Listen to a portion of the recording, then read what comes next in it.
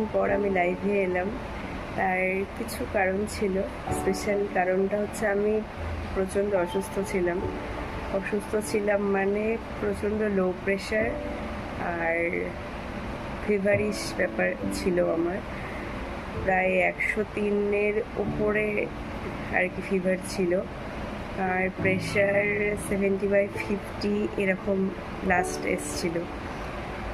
তো একটা জিনিস খুব রিয়েলাইজ করেছি যে বিয়ের পর ত্রিসীমানায় চারিদিকে যতই তাকাই না কেন, ওই দিন শেষে নিজের স্বামী ছাড়া আর কেউ থাকে না পাশে যত্ন করার মতন। আজকে যদি সত্যি ও আমাকে পাশে না থেকে মানে প্রতি মুহূর্তে যদি আমাকে কি বলবো, প্রত্যেকটা মুহূর্তে প্রেশার চেক করা, আমার মাথায় জলপটি দেওয়া, এসব যদি না করতো হয়তো আজকে আমি বেঁচে থাকতাম না। মানে এতটাই আমার শরীর খারাপ হয়েছিল।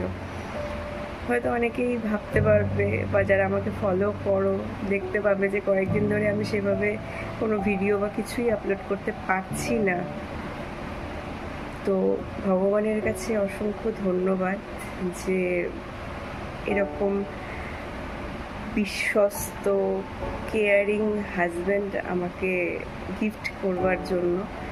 তার কাছে আমি চিরকৃতজ্ঞ। আর অবশ্যই আমার হাজব্যান্ডের কাছে তো অবশ্যই। তো চেষ্টা করব আজকে থেকে আবার যেমন আমি যে টাইপের কমেডি ভিডিও যে সমস্ত কিছু আপলোড করে থাকি সেগুলোকে আবার আজকে থেকে শুরু করব পোস্ট করা। কাজ কিছু রেডি নেই, আজকেই আবার নতুন করে শুরু করছি। তো সবাই পাশে থাকবেন। ভীষণ ভীষণ ভীষণ ভেঙে পড়েছিলাম যে সত্যি এবারে যাত্রায় সুস্থ হয়ে ফিরবো কিনা।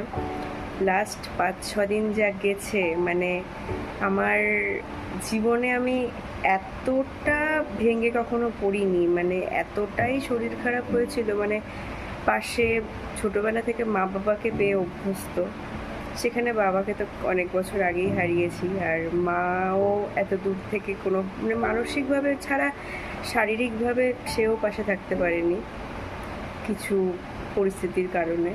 তো ওয়ান অ্যান্ড অনলি আমার হাজব্যান্ডকে ছাড়া আর তো কাউকে খুঁজে পেলাম না। বিয়ের সময় সবাইকে বড় মুখ করে বলতাম যে আমার শ্বশুরবাড়ি অনেক বড় ফ্যামিলি, 18 জনের ফ্যামিলি, কাউকে পাইনি। তো জানি না তারা হারিয়ে গেছে নাকি সময়ের কারণে তারাও আমার পাশে এসে দাঁড়াতে পারেনি, বা হয়তো কেউ জানেও না যে